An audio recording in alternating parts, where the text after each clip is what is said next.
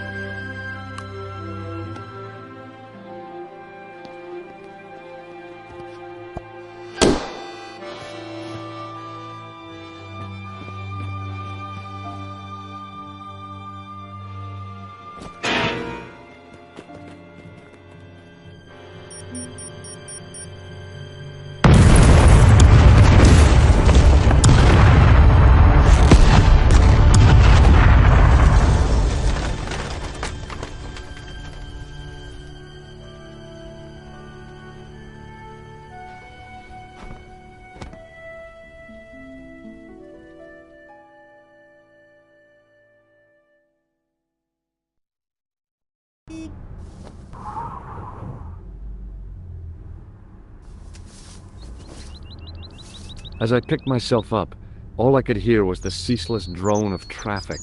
Life went on around me, but the explosion was to change my life forever.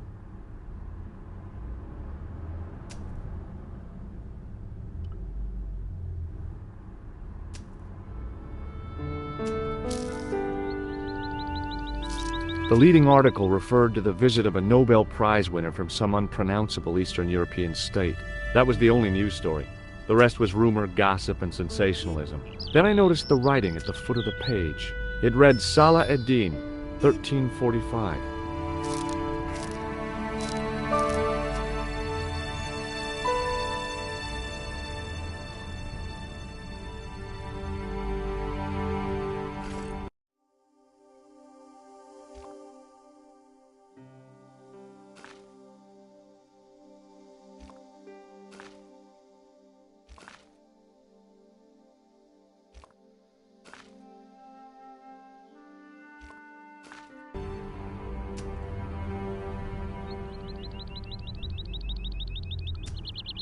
I considered straightening the table, but I figured it best not to disturb the evidence.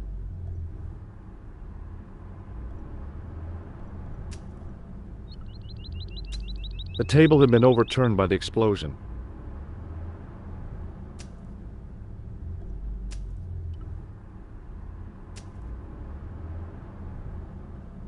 I considered straightening the table, but I figured it best not to disturb the evidence.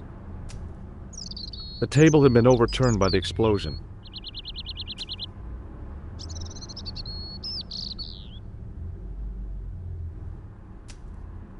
I examined the jagged glass remaining in the window. It was broken, all right.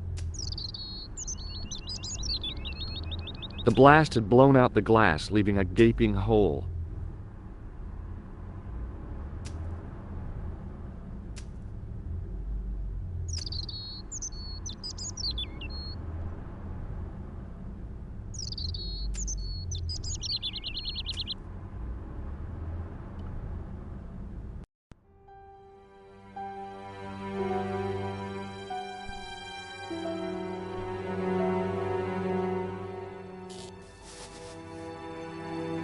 I tried not to meet his stare as I searched the dead man's pockets. No wallet, no papers, no credit cards. The guy's past was a blank page. The sight of the dead guy's staring eyes turned my knees to jelly.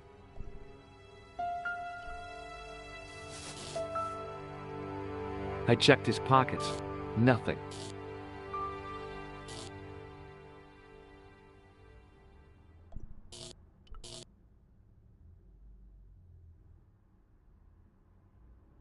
I needed a stiff drink, but I hated the taste of brandy. A mysteriously undamaged bottle of spirit stood on the bar.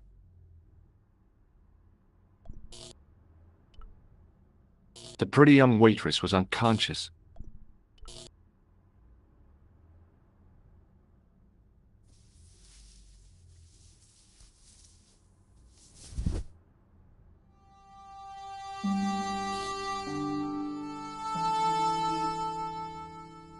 Oh, my head. Never again. How much vodka did I drink? Oh, no, don't tell me. What is your name, Sherry? George Stobart, ma'am. Oh, American. She asked the question quite innocently, but I could sense her reserve. It was something which seemed to afflict all Europeans. You look like you could use a little help. I could use a little drink. I feel sick, dizzy, and bruised. I don't even remember the party. Just relax and take it easy. You've been knocked out. You don't say. What happened? There's been an explosion. You should try not to move. Are you a doctor? No, but I used to play hospitals when I was a kid. Can you remember anything at all? No. I need a drink. Pour me a brandy. You could be in shock. No alcohol. What about your man? Is he dead? Yes, he is.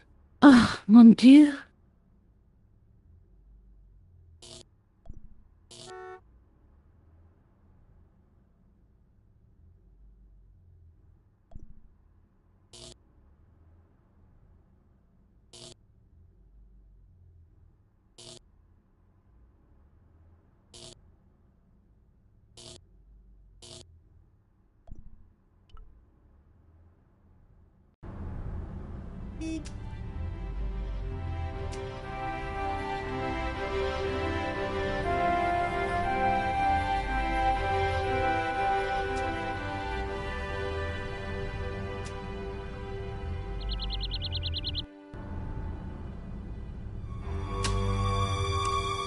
Freeze!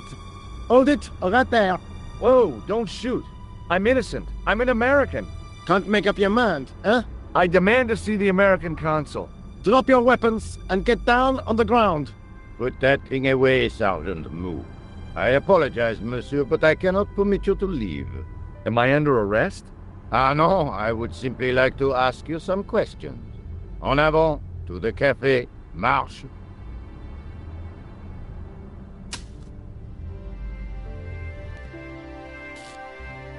What a mess. This bombing is an outrage, is it not? Stop that, monsieur.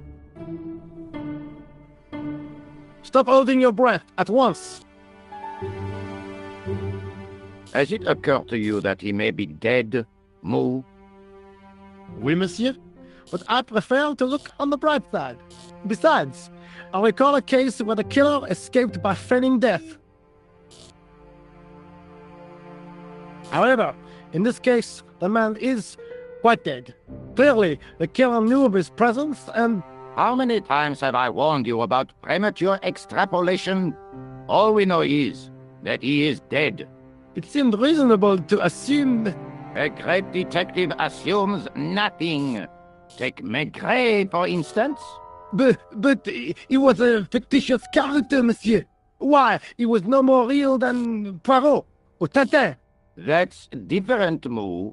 They were comedy Belgians. Anyway, it is unlikely that even you will learn much from talking to the dead. Examine the girl and take her statement, if you can.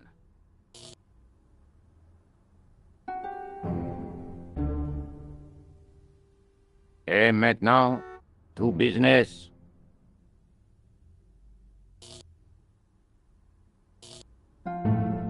Your name, please? George Stobart. I'm from California. And what brings you to Paris, Monsieur Stobart? Travel. I'm touring Europe. You chose well. The city is most beautiful at this time of year, no?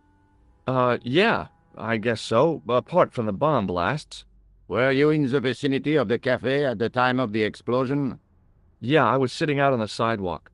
I was lucky I wasn't killed. The inspector passed over my remark with no reaction. Did you see the deceased enter the cafe? Yes, I did. Was he alone? Yeah. And did he say anything to you? No. He was more interested in the waitress. Did you see anyone else in the cafe? Yeah, there was a guy dressed as a clown. He was carrying an accordion. An accordion? Bon, the picture is forming in my mind, and it is not a pretty one. Is the girl all right, Moo? She'll live. She confirms the American statement. A clown with an accordion, no doubt an elaborate and eccentric disguise. Very well. Eh bien, I have heard enough. What do you mean? I am satisfied that you know nothing. You may leave. I hope this little incident does not spoil the rest of your vacation. What about my personal safety? Can't you at least give me some advice? What can I say? Stay alert and look out for suspicious characters. And don't cross the road until the little man shows green. Great advice. I honestly believe you are in no danger, monsieur. Should you remember anything of importance, please contact me. My card.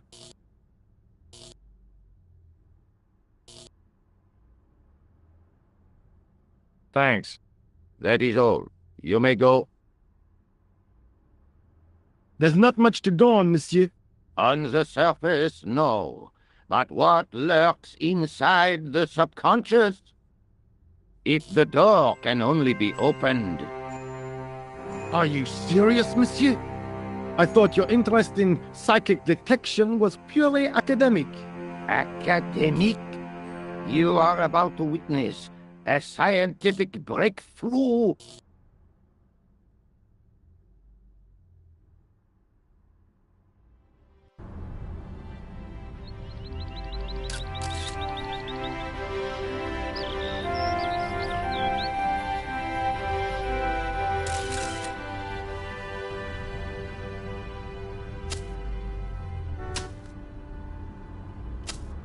The muscular workman wore a morose expression, like a silent warning to leave him to get on with his job.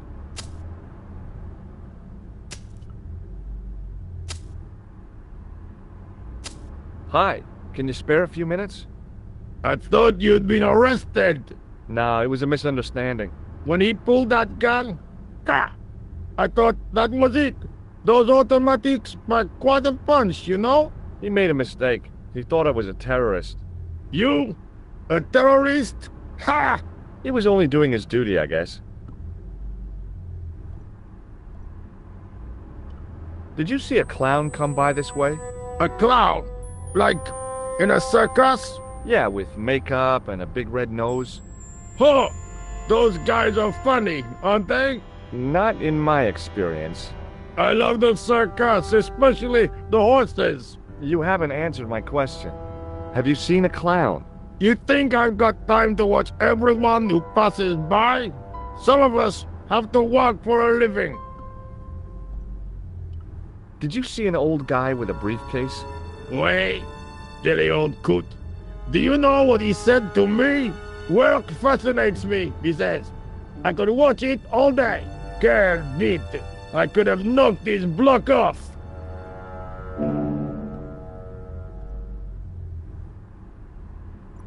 Would you like to read my newspaper?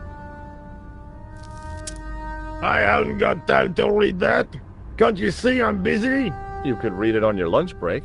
10 minutes is all I get. And if my boss had his way, I wouldn't get that.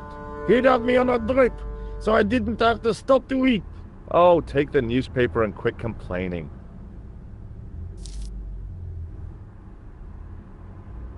Ah, look at this. Damn bleeding out liberals. Yeah, save the dolphins. Catch them and eat them, I say. All that fuss over a bunch of fish. Nah, that's more like it. Look at the size of those. Like champagne bottle corks, no? Ah, what's this? Saladin running in the Prix de l'Arc de Triomphe. It's a racehorse? A horse? A legend. Bucephalus reborn, mon ami. Like a streak of lightning she is.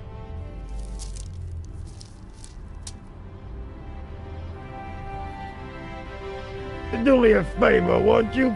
Keep an eye on my hole. I'm off to put some money on that knife.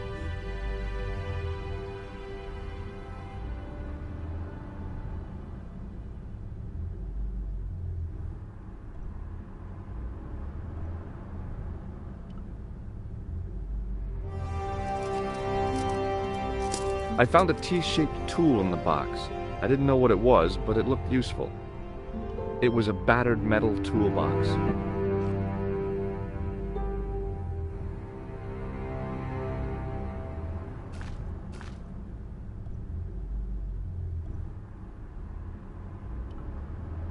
It was a tent made out of plastic sheeting. There was nothing inside the tent except a large toolbox. It was a huge and weighty-looking engineer's telephone.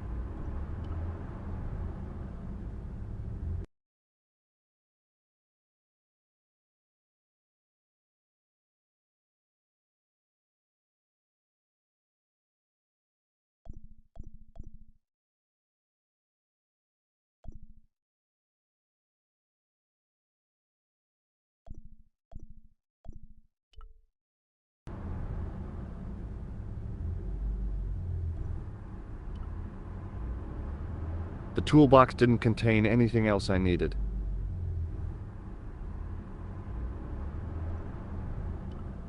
Set into the huge gate was a smaller access door.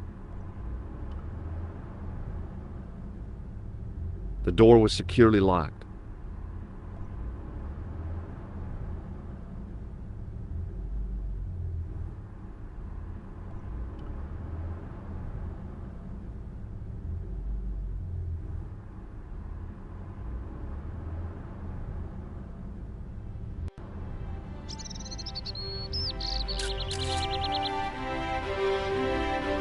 The girl presented a confident but sullen mask to the world, an expression more suited to the face of a delinquent youth. Excuse me, mademoiselle?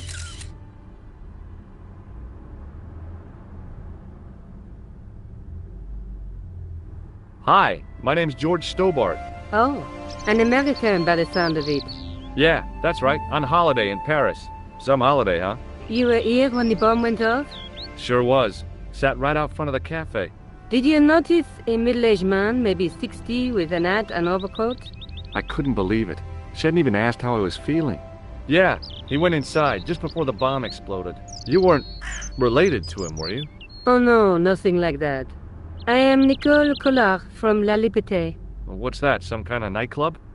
No, it is a newspaper. You're a reporter? I'm a freelance photojournalist. Say, you could interview me about the bombing. You know, an eyewitness account. Minutes after the outrage that shook the whole of Paris. You know, real-life drama, human interest, that kind of stuff. I'll just stick to the facts, thank you. Did you see who planted the bomb? I know it sounds crazy, but he was dressed like a clown. Oh God, it's him again.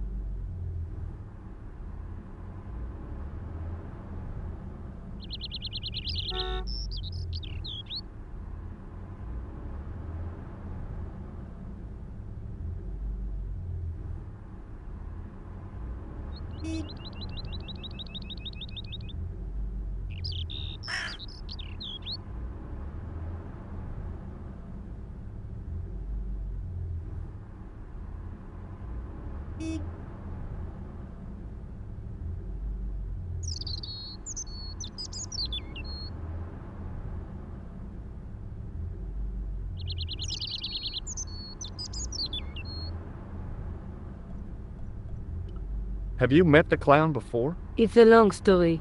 I have plenty of time. I don't. Who's the guy you were supposed to meet? His name was Planter. I didn't know him, but he called me last night. He said he had a story which would interest me. He asked me to meet him at the cafe. I guess I'll never know what he wanted to tell me. Not unless you have Rosso's gift for psychic interrogation.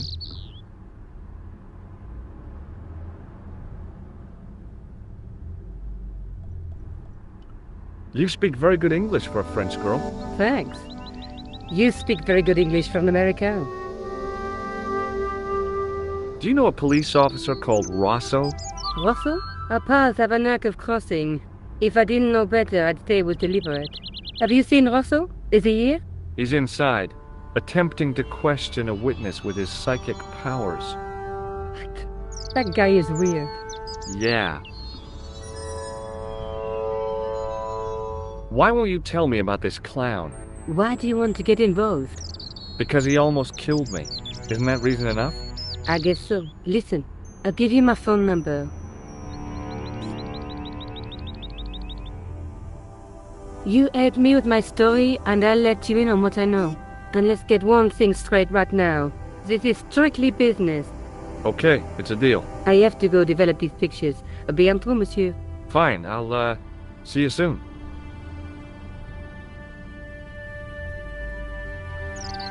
The umbrella had protected me from the bomb blast, but it was of no use to me now. I contemplated crawling under the umbrella and pretending none of this had ever happened.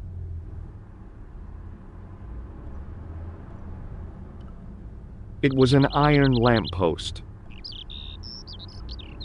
I considered climbing the lamppost, but it wasn't going to shed any light on the affair.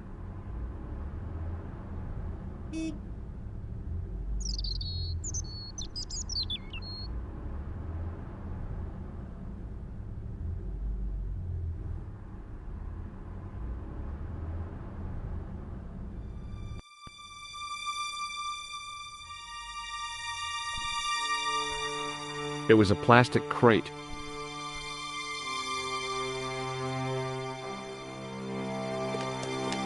There was nothing of interest.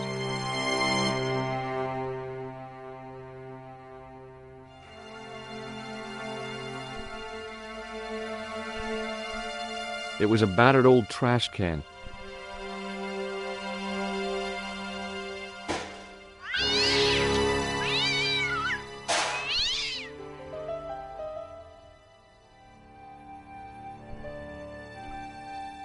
It was a stack of cardboard boxes which had once contained bottles of wine.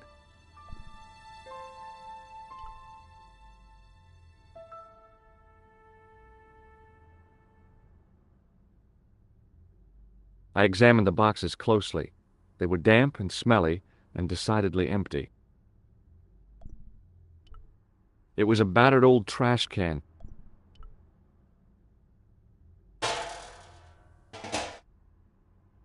It smelled like someone had dumped a truckload of fish in a locker room on a hot summer afternoon. It was a battered old trash can.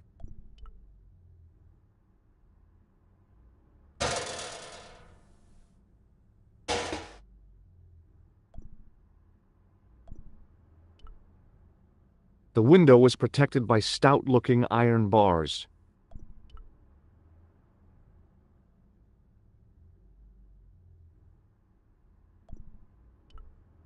The drain pipe looked as if it would bear my weight. I took a deep breath and prepared to climb the drain pipe. I guess the clown hadn't escaped over the rooftops.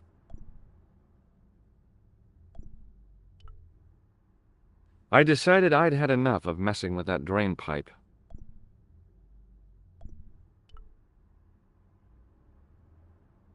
It was an iron cover concealing the entrance to a drain or sewer.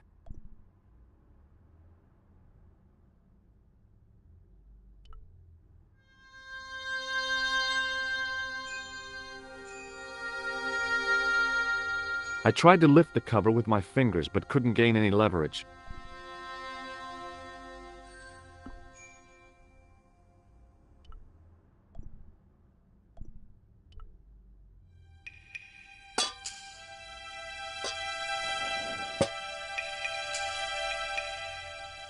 I lifted the cover to reveal what smelt like the entrance to a sewer.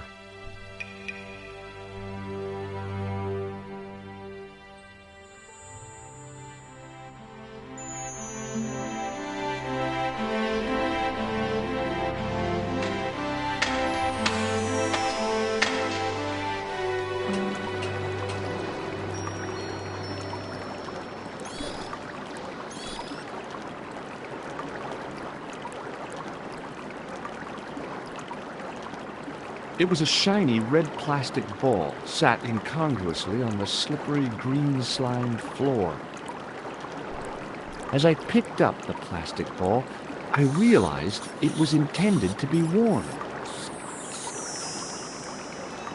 It was the clown's red nose.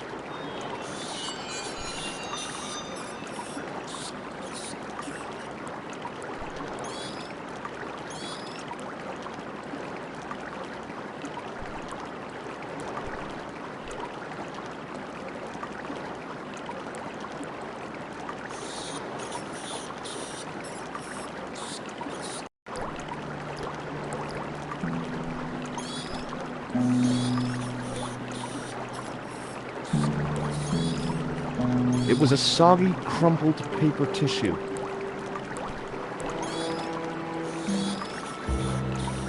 I scooped up the sodden tissue.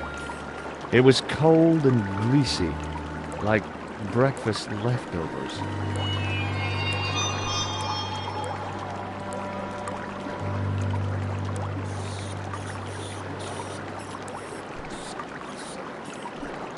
The railing was put there for a simple reason: to stop people getting past. It worked.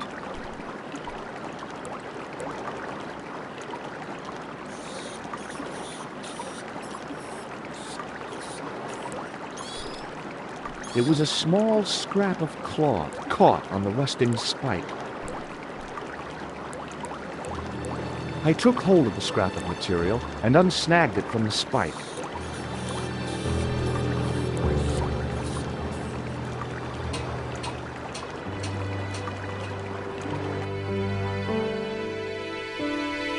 Hi there. Hold it right there, you sewer rat. I knew you'd come back. And now I've got you. What are you talking about? You're trespassing. Come out of there, immediately. That's what I'm trying to do. Give me your hand.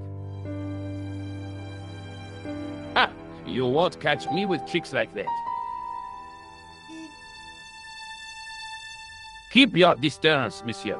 Okay, okay. Now, what were you looking for? I was looking for a clown. Huh, ridiculous. Do you really expect me to believe that?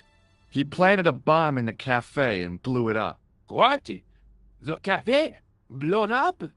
Mon Dieu, that is awful. And you say the person responsible was dressed as a clown? That's right.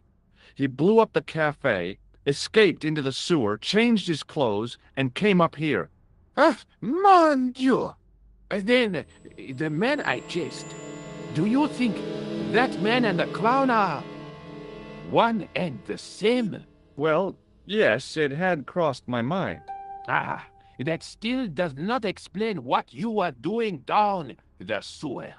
For all I know, you are in league with him. Oh no, I'm just a tourist. Haha, most tourists are content with the Eiffel Tower, the Louvre, or the Pigalle. I didn't realize my waste pipes were such an attraction. Tell me about the man you apprehended. What is there to tell? He was a typical criminal type, just like you. Does the name Plantar mean anything to you? No, it doesn't. Who is he? The man who was killed in the cafe. I'm gonna find the guy responsible. I'll find him. Even if it means following him down every sewer in every city in Europe. Ah, you need some sensible boots. You won't get far in those stupid sneakers. Do you know the waitress at the cafe? Oh, she isn't hurt, is she? No, she's fine. Oh, thank heavens. A poor girl like her isn't safe with the likes of you roaming the streets. Can't you understand? I'm not a gangster. I'm an American tourist. Ah, that's what you say. Was the guy you saw carrying a briefcase? Well, I didn't notice. Now are you going to leave? Or do I have to call the police? I have to be going. I'll let you out.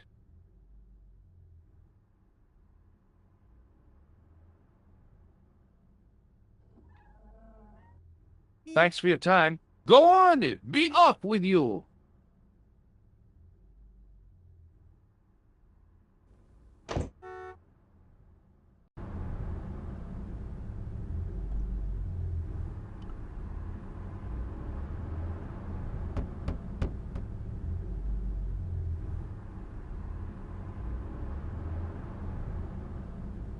Hi there, remember me? How could I forget? The man with the sewer obsession. It's not an obsession. I just like the ambiance.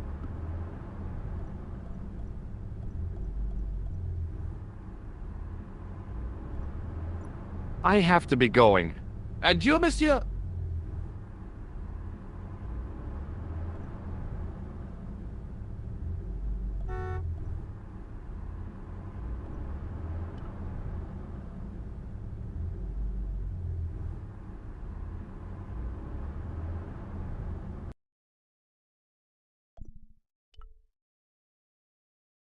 Bonjour, Kula.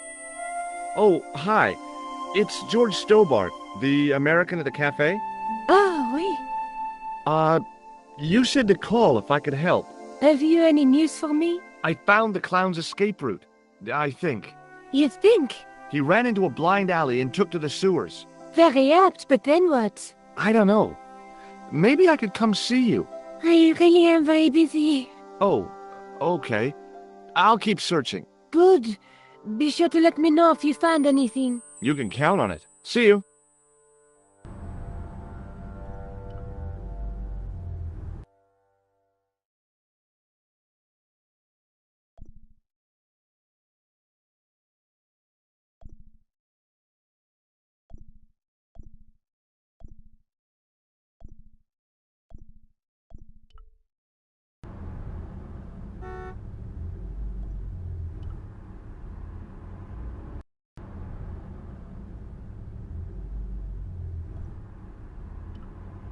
The sergeant was a scrawny man in his 50s who resembled a constipated chicken.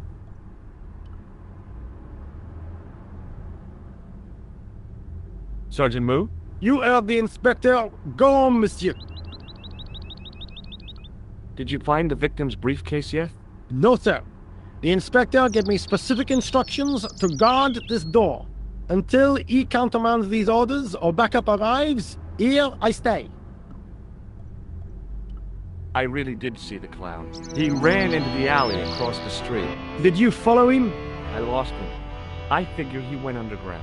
Do you know how many kilometers of sewers there are beneath this great city? It's not a question I've lost sleep over. I have no doubt that Inspector Rousseau will organize a proper search. How did you and Rosso arrive at the scene of the explosion so quickly? You arrived within minutes. Was it a tip-off? Inspector Rousseau's sources are a perpetual mystery to me, monsieur. There are some who say he has made a pact with the devil. And what do you think? I think he is the devil. What is Rosso doing with that girl?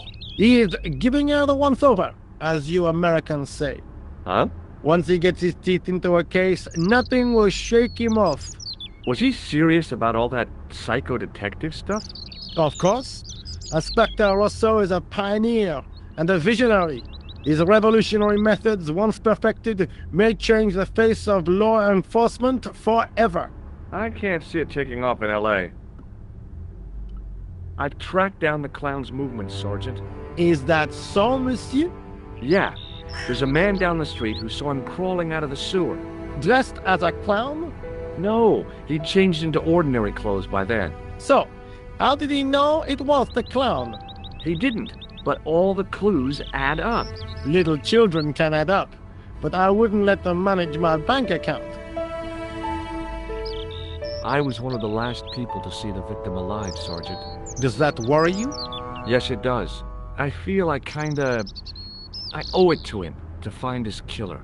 That is best left to the authorities, monsieur. Did he speak to you? Tell you anything?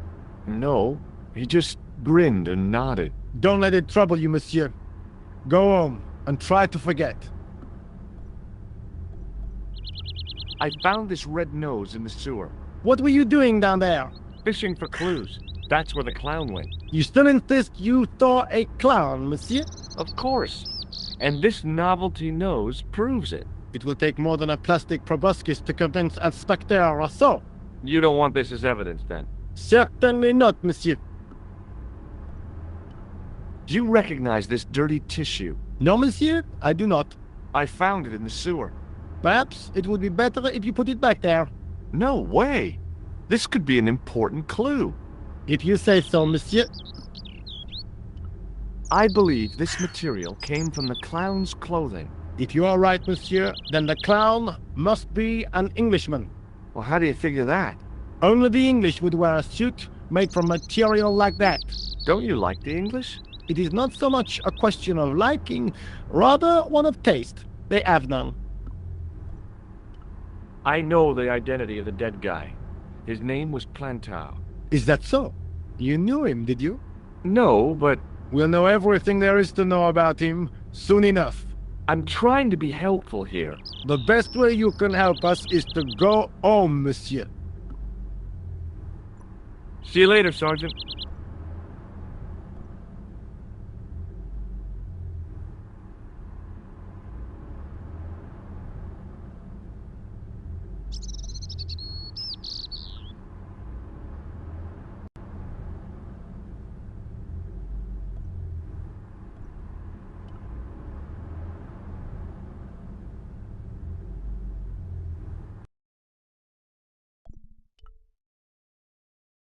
Bonjour, Kula.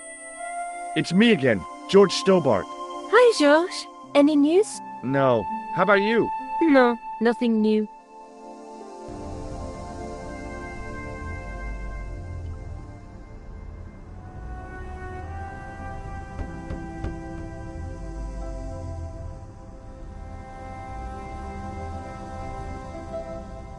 Hello again. What now? Take a look at this false nose. I've never seen it before in my life. What does this tissue mean to you? Nothing, monsieur. It's disgusting. What on earth possessed you to show it to me? Someone had emptied their nostrils into it. Do you recognize this material? I am not telling you anything. Perhaps you'd like to take a look at my card? What is this?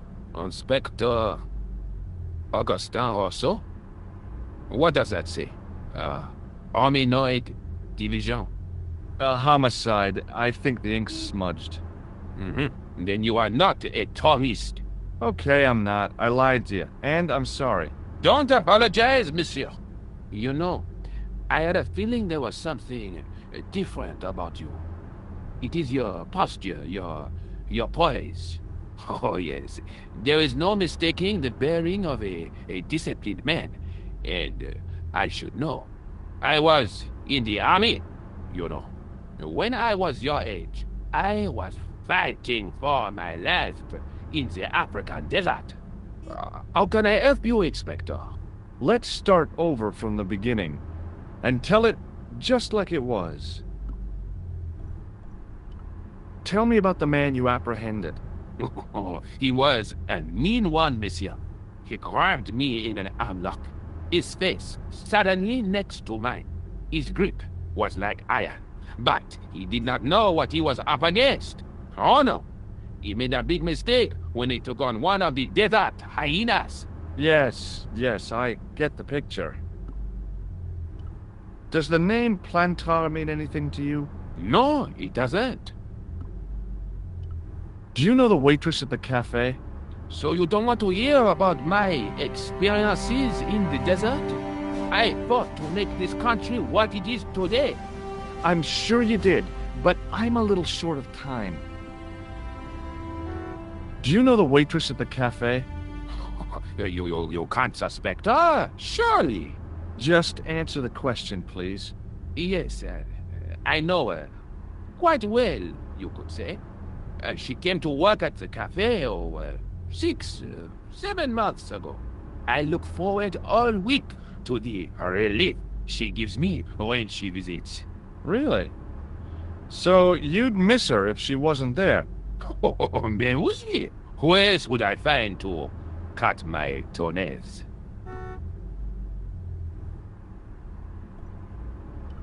Was the guy you saw carrying a briefcase? Why, yes, he was. Clutched in his arms like a baby. That belonged to his victim. Oh, what do you think was in it? Drugs? Stolen jewels? I don't know, but the killer thought it was worth a man's life. Nothing is worth that, monsieur.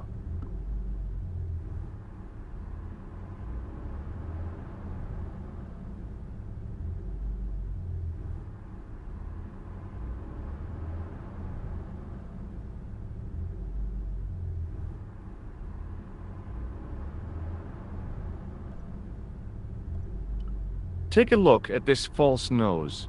Aha! That looks like a clown's nose to me. Precisely. He must have dropped it in his panic. Unless he wanted you to find it.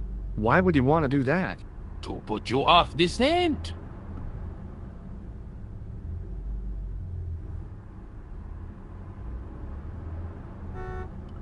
Did I show you this tissue?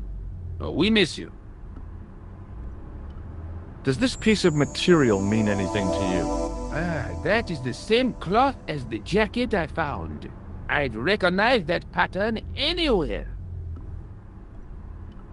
Now, about the jacket you found. Do you have it here? No, monsieur. One of the sleeves was badly torn, so I sent it for repair. A pity, because otherwise it was a fine piece of quality tailoring. It had the tailor's name inside on the label. Where did you send the jacket? I gave it to an itinerant Romany seamstress. Just my luck.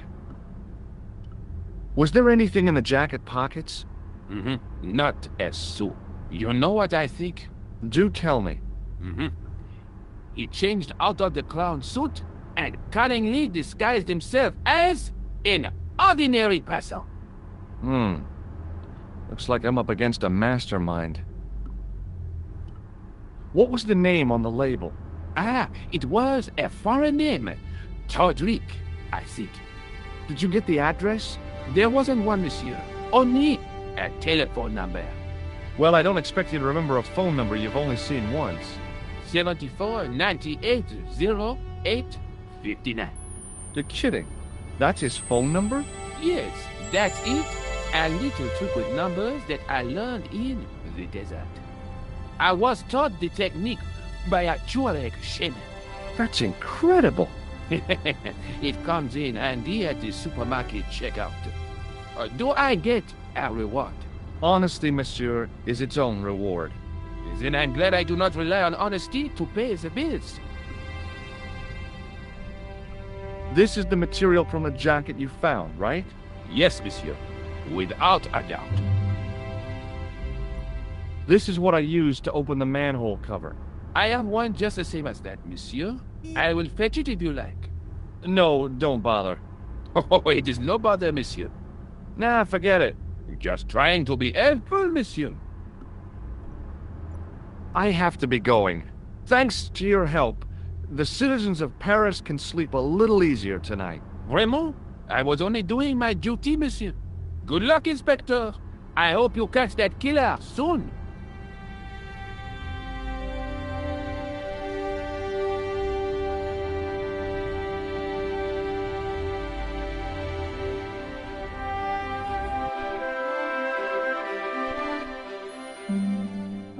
Hello?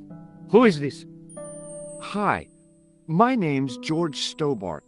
You don't know me. Correct, Mr. Stobart. I don't. What can I do for you? Well, I'm trying to trace one of your customers. Could I maybe come over and talk to you? No, that's not possible. Oh, okay. Forget it. Listen, all I want is a name. What are you talking about? Who are you working for?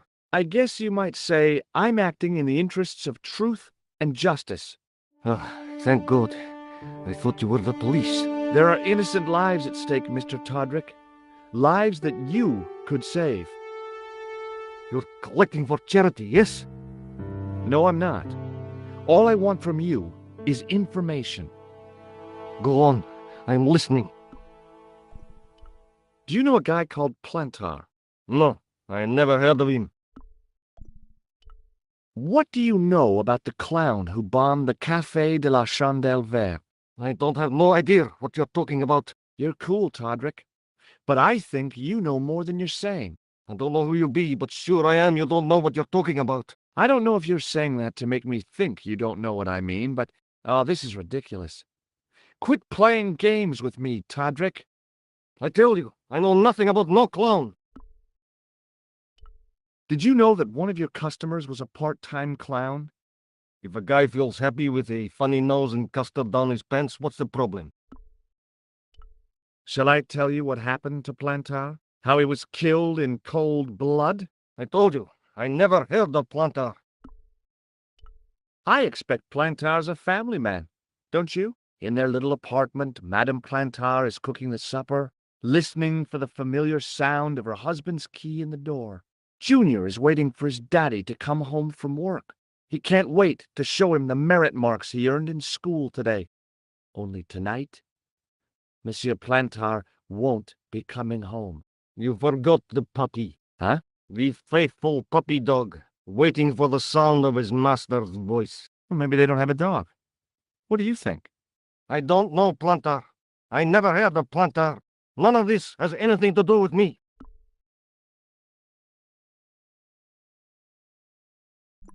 Thanks for nothing, Todrick.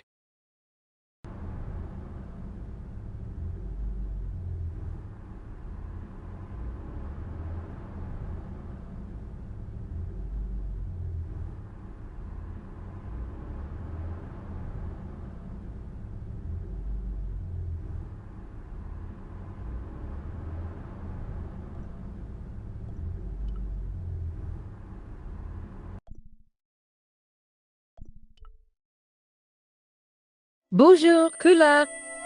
It's me again, George Stobart. Hi, George. Any news? You bet. I met a witness who spoke to the clown. And I know where the killer gets his suits. No kidding. Hey, I'm impressed. You are? Well, it wasn't easy. Look, why don't you come here to my apartment? Fine. Where do you live? 361 Rue Jarry. Okay, I'll come right over.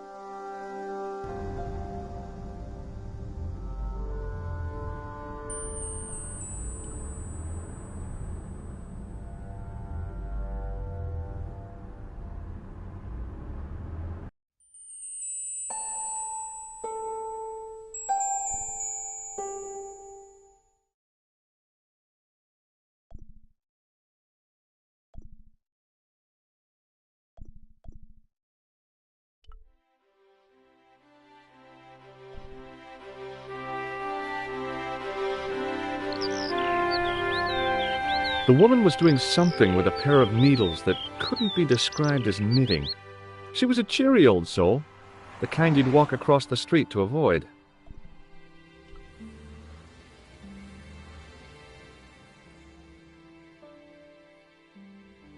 Oh, hi. Bonjour, monsieur. Would you like me to foretell your future? No thanks. I'm very good. and it only takes a minute. Thanks all the same, but I'm not superstitious. Besides, if it only takes a minute, that's not much of a future to look forward to. Are the flowers for sale? Oui, monsieur. Okay. I'll take a bunch of those white ones. I wouldn't do that if I was you. No? They are lilies, monsieur. Some people associate them with death. Yikes. Well, thanks for telling me. Do you know a young woman called Nicole Collard? Yes, I do. She lives upstairs from me, in the apartment block across the street. The door isn't locked, but you'll need to give it a gentle nudge. It sticks, you see, because of the damp. The landlord said he'd fixed it before winter sets in. He's been saying that for 3 years.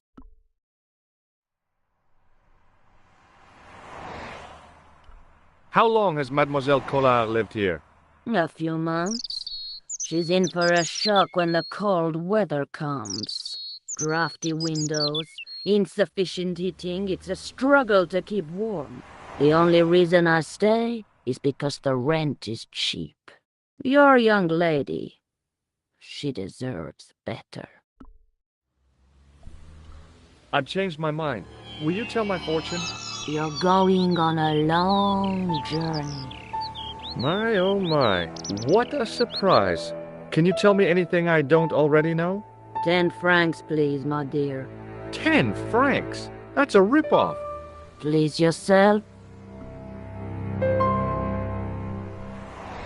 What other flowers do you have? Dahlias? What do they signify? Insecurity. I don't want to give her the wrong idea about me. What about the tall yellow ones? Those are iris, the flame of passion. And the little yellow ones? Sensuality. Well, they're no use to me. I want to make an impression, not jump down her throat. I thought Mademoiselle Collard was a successful photographer. Not as successful as she makes out for all her fine clothes. Oh, I've heard her crying herself to sleep at night. That's awful. Now don't you let on that I've told you. She's proud, that one. Too proud, if you ask me. How does this fortune-telling routine work? If I knew that, I wouldn't be selling flowers for a living. Haven't you ever wondered why you were blessed with the gift? Well, it's a bit like satellite television, I suppose. Some of us are born with a built-in receiver dish. I just happen to be one of the lucky ones. Can you really foretell the future? Only time will tell, monsieur. The strange thing is, I can't seem to see myself in the future. Other people, I have no problem. But when I try to see what might happen to me, nothing. That must be scary. Maybe. I figure it's a kind of natural safety mechanism. Either that, or I don't have a future. What can you tell me about this material? It's a very expensive piece of cloth, monsieur.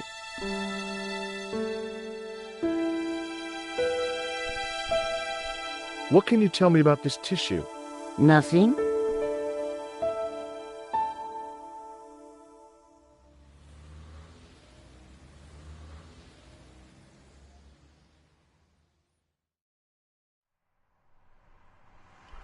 Do you recognize this nose? No, monsieur. See you later. That's right, monsieur. You will.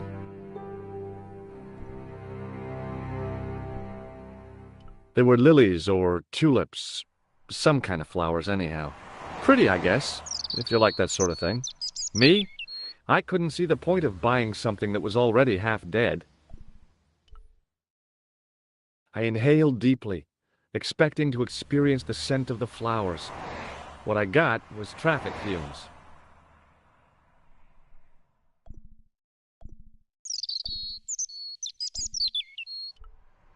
The shop window featured a display of gowns and women's stuff.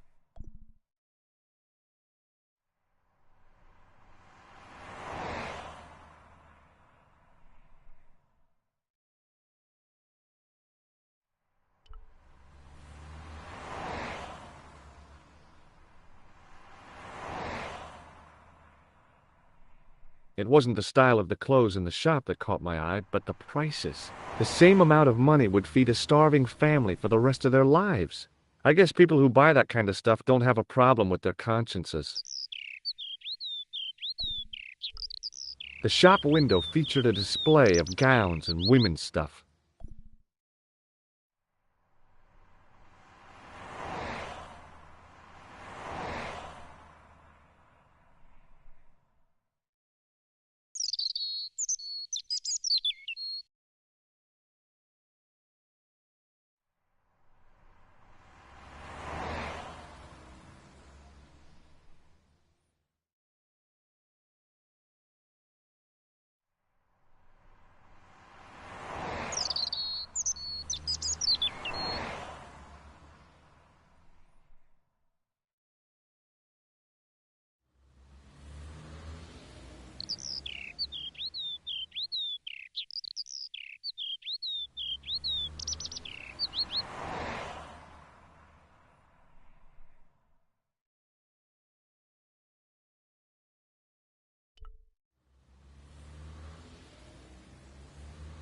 The window was full of overpriced clothes for overprivileged women.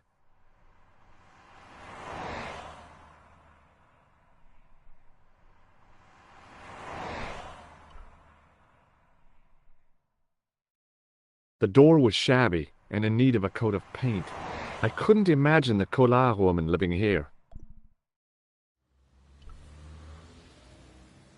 Remembering the flower seller's advice, I pushed the door gently just above the lock.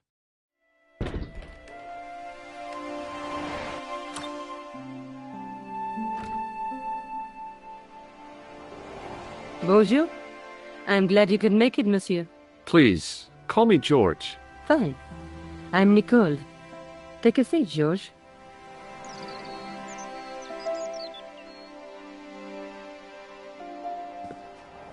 Eh bien? And what have you been up to? I'd been exploring the sewers beneath the cafe. I thought I could smell something bad. The clown used the sewer to escape and to change out of his costume. I guess he was in a hurry. He left his jacket behind. And? I got his tailor's phone number. You had better luck than I did. Luck, she said. Luck! Hard work, I'd call it. What happened? I took my photographs to the editor, but he wasn't interested. Can you believe it? He told me to drop his story. But you're not about to do that. Oh no. I am going to find out what's behind these killings. You know what I think? It's a conspiracy. The police in 3 different countries have kept very quiet about the murders. The press don't connect them at all.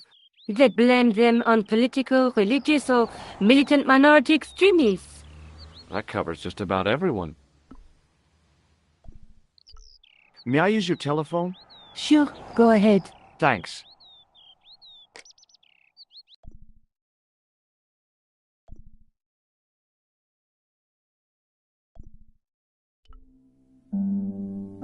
Hello? Who is this?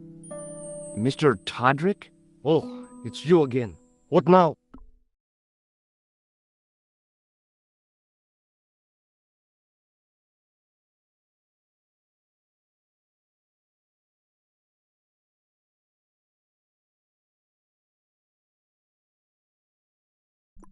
Forget it.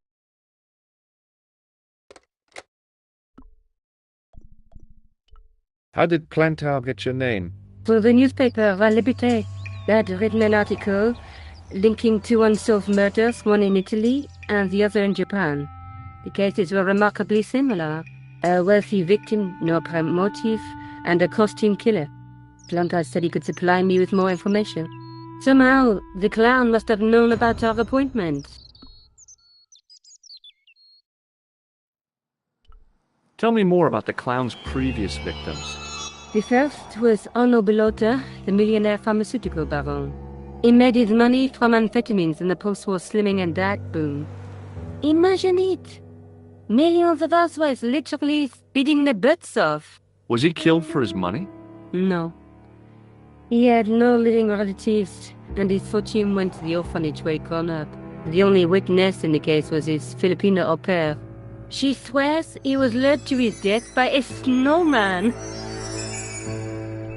What about the clown's second victim? Yamada, the controversial Japanese green politician. He inherited his fortune from his father's electrochemical consortium. He was committed to dismantling Japan's automobile industry. I can't see him gaining much support with a loony policy like that. Yamada was a man of vision. He was years ahead of his time. If you say so. How did he die? At the hands, or should I say, flippers, of a giant emperor penguin. Rosso didn't blink when I told him about the clown. It's as if he already knew. That is typical of a cold fish like Rosso. I've seen cheeseburgers with more spunk. A snowman, a penguin, and now a clown. You know, I hate to admit it, but this is scary. And I'll tell you what, I won't be accepting any invitations to costume parties. I don't blame you for being scared. I am too. But this story could be my only chance of a big break. Or a premature death. May I use your telephone? Sure, go ahead. Thanks.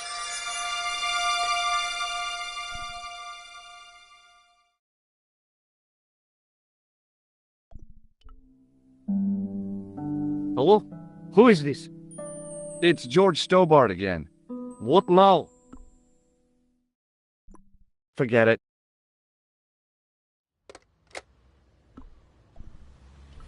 I found this false nose in the sewer. Hey, what's this inside it? The contents of someone's nose? Don't be cross, George. It says La Reste du Monde. Masks and costumes. It's a costume shop near the Gare Saint-Lazare. I'll check it out. Maybe the owner remembers who hired the clown costume. Why don't you put it on, George? No way am I wearing this. I'd look really stupid. Besides, he might have had a cold.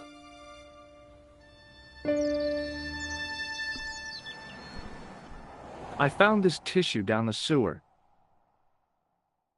Oh, that's disgusting, George. I think the stuff on it is grease paint, like actors use. Or clowns. It's still disgusting. Get rid of it. I found a piece of material near the cafe.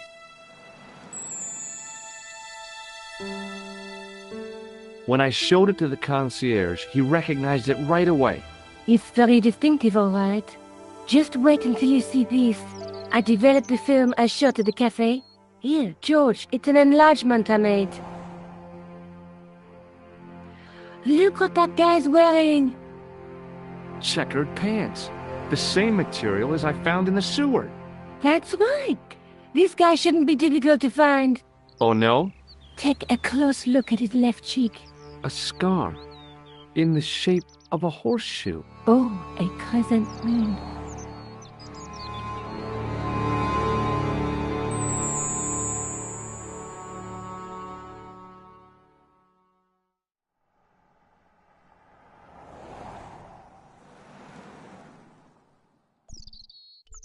Tell me more about yourself. Oh, there is not much to tell. Well, how did you get into photography? I guess I owe that to my father. He bought my first camera. I was 8 and my parents had just split up.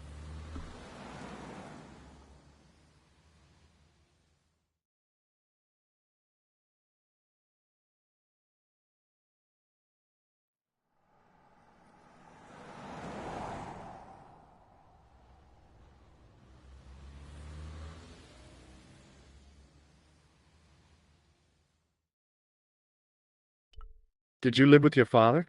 Yes, my mother went off with her new boyfriend. I don't mind. Papa was all I needed. 4 years later, he died in a plane crash. Ah, I'm sorry. Well, it's all right. I don't mind talking about it. He was more like an older brother, really, always joking and laughing. Papa always wanted I should study art. That's why I went to college. Did you learn about photography at college? Oh, God, no. I couldn't afford the materials. We were billed for everything we used, paint, canvas, paper. Most of my year turned to minimalism. It was cheaper.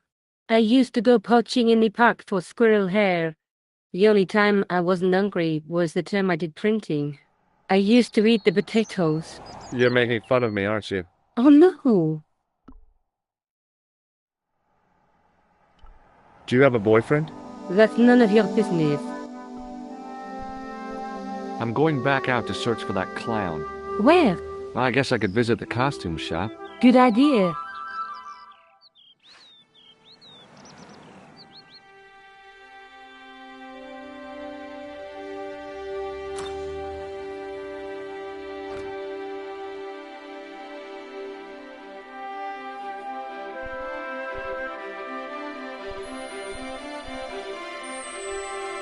It was a food store selling fruit and vegetables.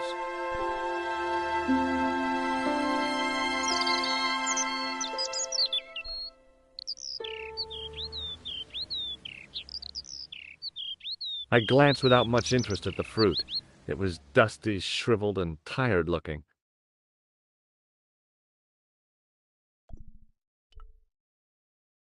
The vacant shop was sealed with a steel blind. There was no way of lifting the securely locked blind.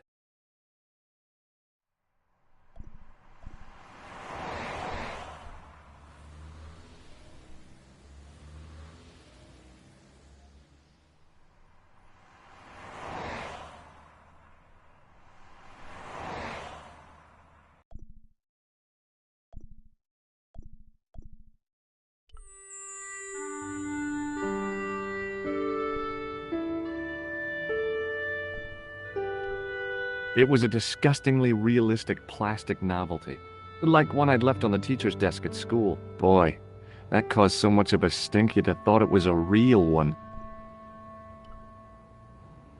As my fingers closed on the plastic novelty, I realized my mistake. It was a novelty, all right, but it wasn't plastic.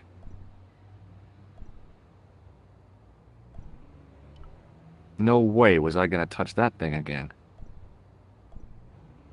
It was an antique phonograph, the kind you have to wind by hand.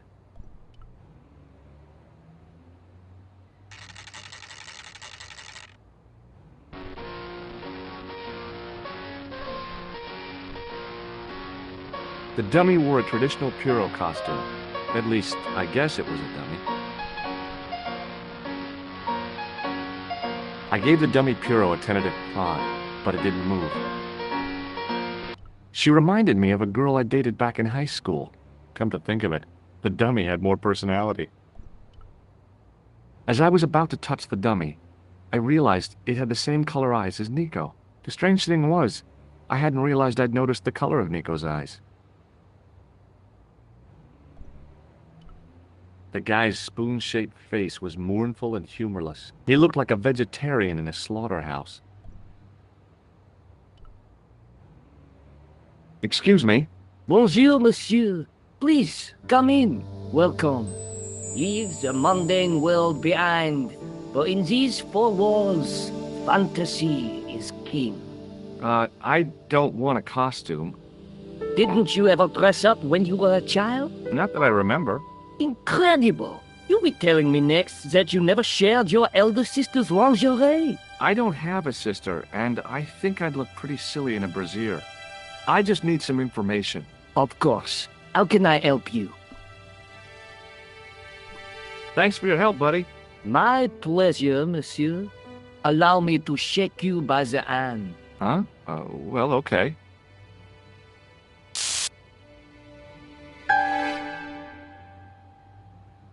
What are you trying to do, kill me? You did not find it amusing? I never saw the funny side of electroshock therapy. Eh bien, it is yours to keep.